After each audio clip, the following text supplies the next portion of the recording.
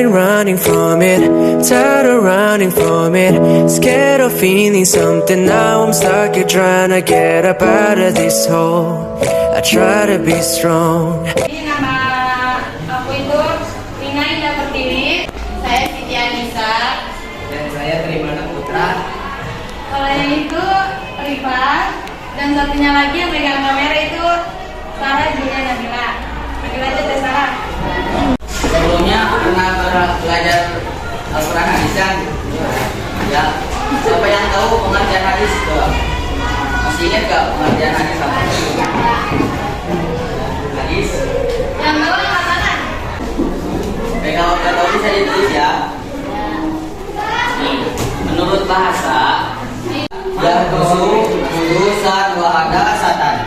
Hadis menurut istilah adalah ucapan atau perbuatan, sifat atau ketetapan yang disandarkan kepada Nabi Muhammad SAW. Jadi hadis qauliyah itu, ucapan itu yaitu sesuatu yang dikatakan oleh Nabi. Misalkan Nabi berkata, barang siapa yang senang diluaskan rezekinya dan dipanjangkan umurnya, maka sambunglah silaturahmi. Nah, Nabi berkata itu disebut hadis. Jadi segala sesuatu yang dilakukan oleh Nabi, dari ucapannya, dari perbuatan Nabi sholat, dari ketetapan sifat Nabi, bahwa Nabi itu ganteng, mempunyai rambut yang panjang. Nah, itu semua disebut hadis.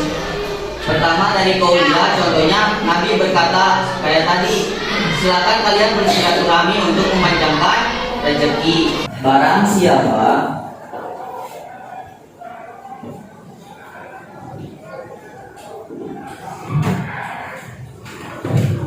yang senang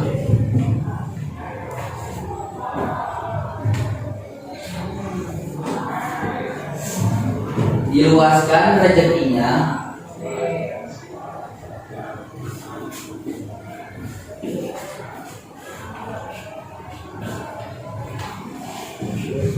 dan dipanjangkan umurnya,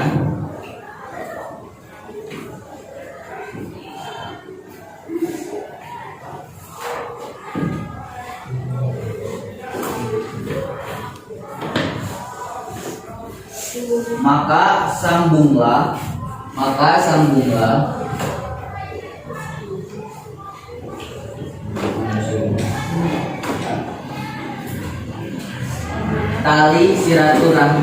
tali silaturahmi.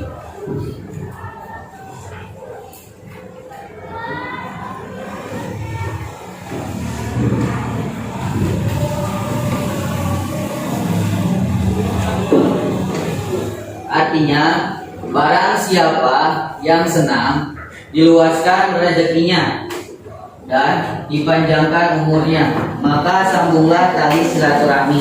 Jadi hadis itu termasuk hadis apa? Hadis qauliyah, sinonim hadis.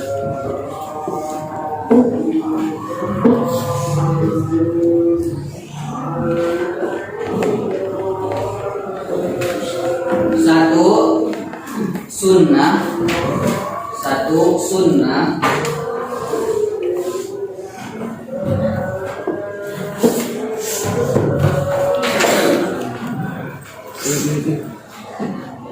dua khobar,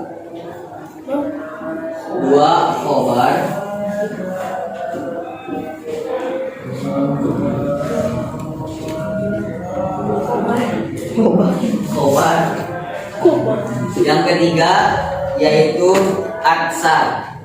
Bisa dilihat ya sekarang.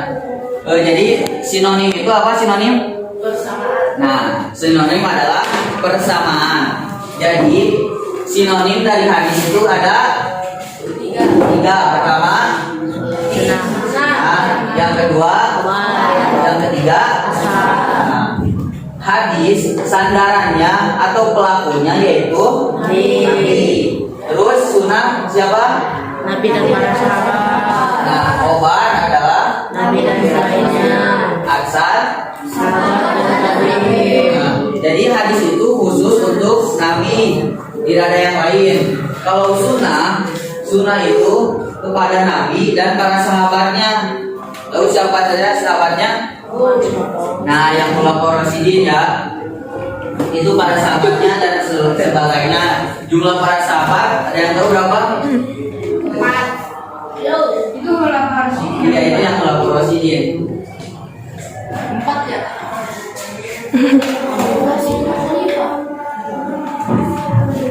Kurang lebih ada 1.400 ya sahabat itu.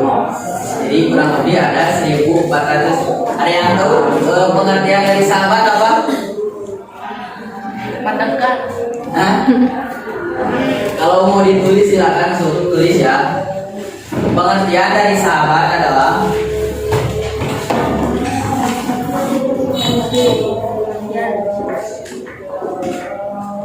orang yang bertemu dengan Nabi, dan mati dalam keadaan beriman. Nah, pertama hadis, kedua sunnah, yang ketiga adalah obat. Obat itu jadi berita, arti dari obat itu berita yang disampaikan oleh Nabi atau para sahabat, para tabi'in. Terus yang ketiga adalah adsan. Jadi adsan ini khusus pada sahabat dan pada siapa? Tabi'in. Ada yang tahu tabi'in apa? Tabi'in hampir sama dengan sahabat ya. Tabi'in itu orang yang bertemu dengan sahabat dan mati dalam keadaan beriman.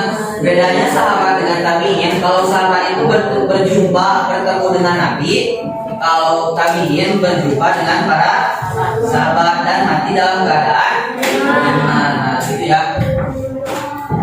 Jadi sinonim itu adalah persamaan. Ada 3 yang sama dengan hadis. Pertama ada sunnah, yang kedua ada obat, yang ketiga ada adsan. Nah, kalau aspeknya, kalau perbuatannya, bentuknya, jadi hadis itu yaitu jadi perkataan, perbuatan, dan sifat dari Nabi Muhammad SAW.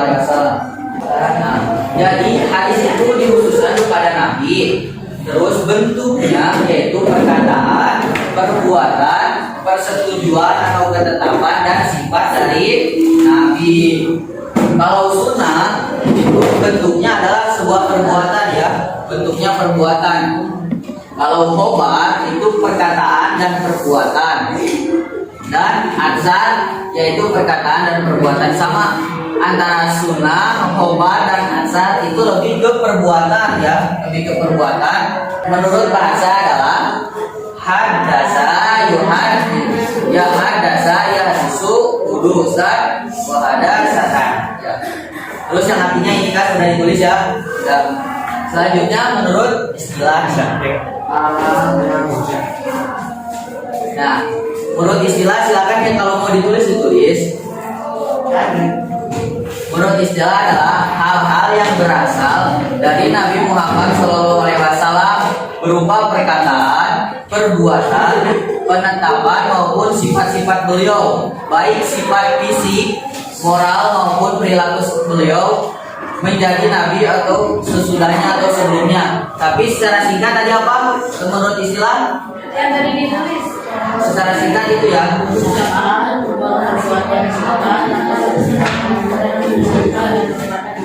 Ya, jadi kalau ada yang nanya hadis itu apa, kalian tinggal jawab aja ucapan atau perbuatan, sifat atau ketetapan yang disandarkan kepada Nabi Muhammad SAW.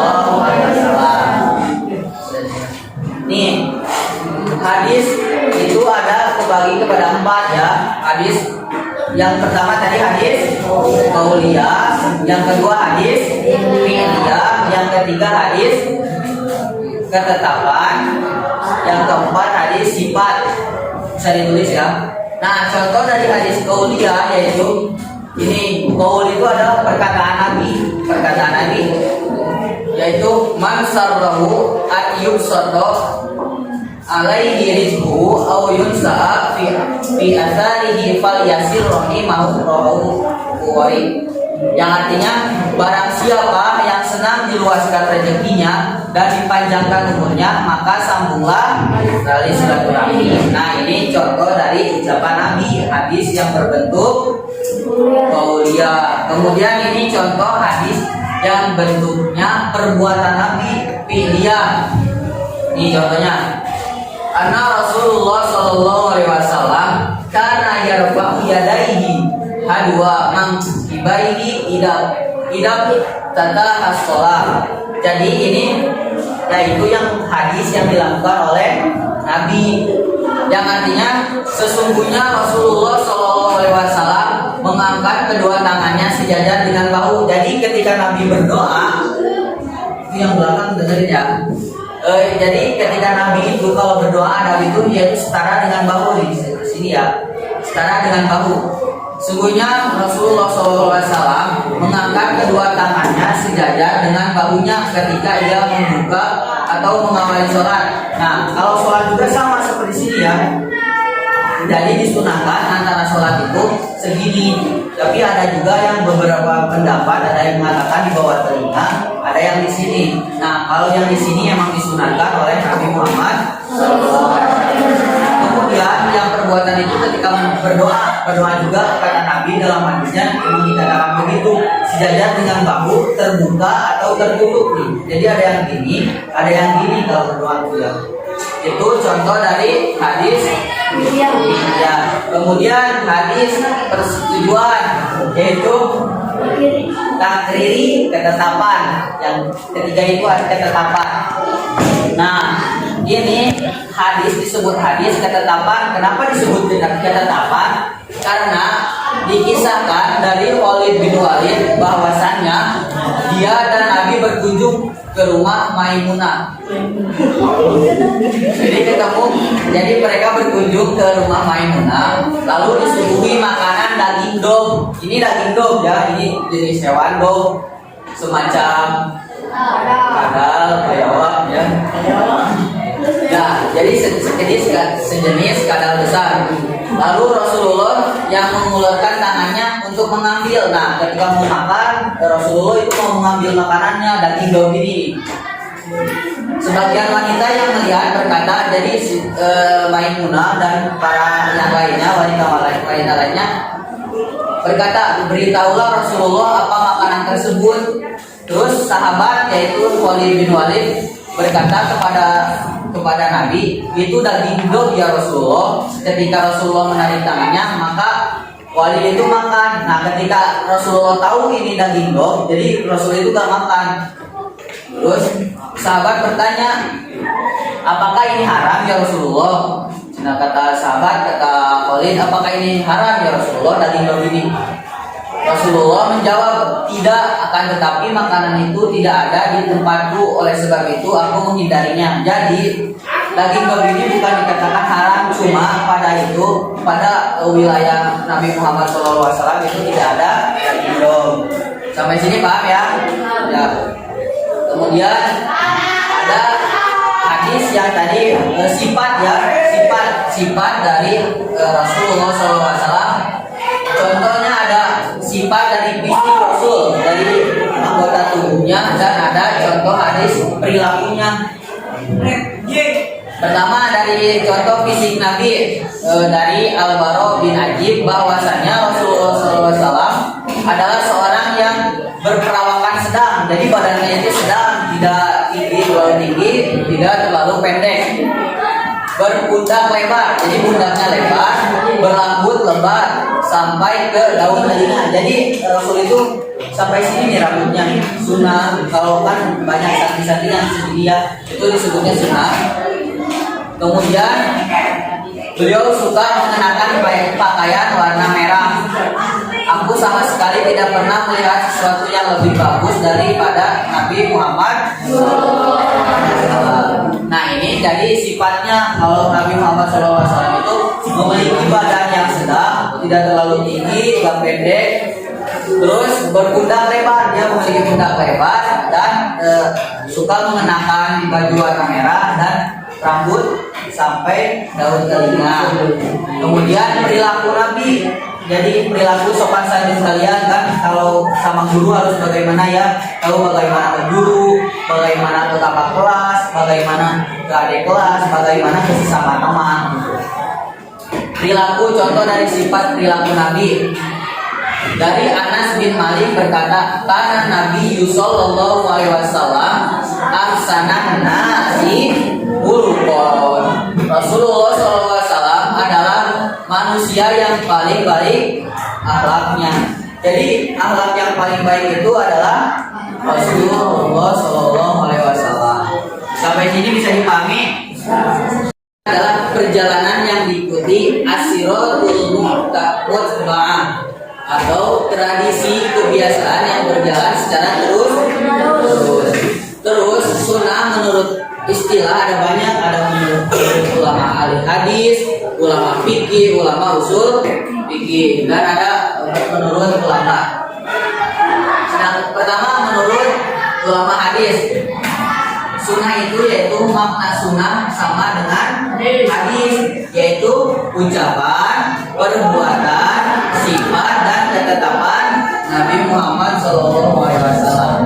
Kemudian sunnah menurut ulama fikih, sunnah ialah sifat syara yang menuntut pekerjaan tetapi tidak wajib dan tidak disiksa bagi yang meninggalkannya. Kalian tahu belum perbedaan antara wajib, sunnah dan makruh? Udah tahu belum? Udah dipelajari belum? Udah ya. Dan wajib ketika dilakukan mendapatkan, ketika ditinggalkan. Nah, kalau sunnah ketika dilakukan, nah seperti itu. Terus kita tahu ya sunnah paling sedikit. Selanjutnya kalau dijelaskan lagi, nah khobar ya, yang tadi khobar itu. Khobar itu kalau kita dari bahasa Arabnya kan, khobar itu adalah berita kan, khobar, kabar, berita. Menurut bahasa, khobar diartikan an-naba atau berita. Sedangkan menurut istilah majalah anin nabiyyi wa ghairihi min ashabihi awit sabiina aw tabi'ina aw man dunahu, sesuatu yang datang dari Nabi dan yang lain seperti para sahabat, tabi'in, pengikut tabi'in atau orang-orang setelahnya. Jadi perkataan dari para sahabat, tabi'in dan atba tabi'in sampai para ulama terdahulu itu bisa dikatakan sebagai khobar ya, sebagai berita. Contohnya ada nih, man aroda dunya fa'alaihi bil ilmi wa man aroda akhirata fa'alaihi bil ilmi. Siapa yang menghendaki dunia, ia harus dengan ilmu, dan barang siapa yang menghendaki akhirat, ia harus mungkin itu saja ya yang bisa saya sampaikan. Muhammad Rangga. Hadis berasal dari mana?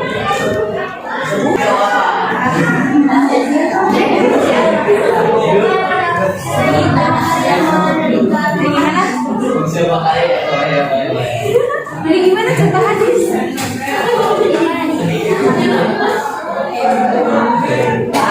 Contoh selain apa? Hadis yang mana?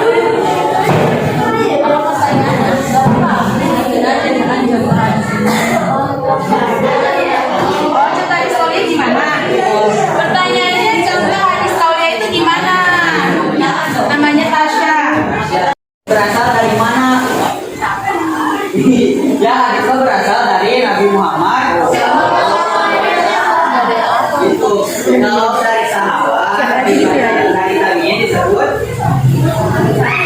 asar, boleh disebut khobar, gitu ya. Nah, kita bagus nih pertanyaannya, bagus dari Rangga nih. Hadis berasal dari terus kalau dari para sahabat dan tabi'in disebut Natasha memberikan bentuk hadis. Pertama ada hadis qauliyah, yang kedua ada hadis fi'liyah, yang ketiga ada sifat, yang keempat ada ketetapan. Nah, kata Sri, bagaimana contoh hadis qauliyah? kuliah. Yang pertama kan tadi udah tentang silaturahmi. Sekarang tentang keutamaan belajar dan mengajar Al-Quran. Ini contoh ucapan dari Nabi. Khairukum man ta'allama Al-Quran wa 'allamahu. Sebaik-baiknya kamu ialah orang yang belajar Al-Quran dan mengajarkan kepada orang lain. Jadi sebaik-baiknya di antara kita semua yaitu yang belajar dan mengajarkan kepada orang lain. Ketika contohnya nih, ketika kalian contohnya tahu hitung-hitungan, walaupun kalian itu punya adik nih, kalian bisa menerapkannya kepada adik ya. Itu contohnya buat bermanfaat bagi orang lain. Khairukum anfa'uhum linnas. Sebaik-baiknya manusia adalah yang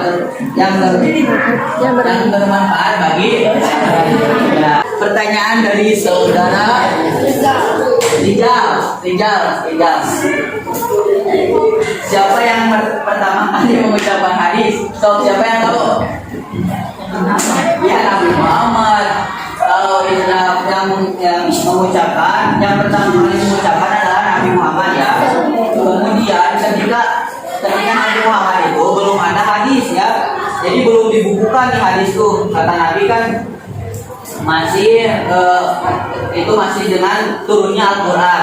Jadi kata Nabi ini ya, kalau perhatikannya kata Nabi, barang siapa yang menulis tentangku yaitu hadis, dan barang siapa yang menulis selain Al-Quran, maka hapuslah, kata Nabi ini tentang pertama kali ada hadis.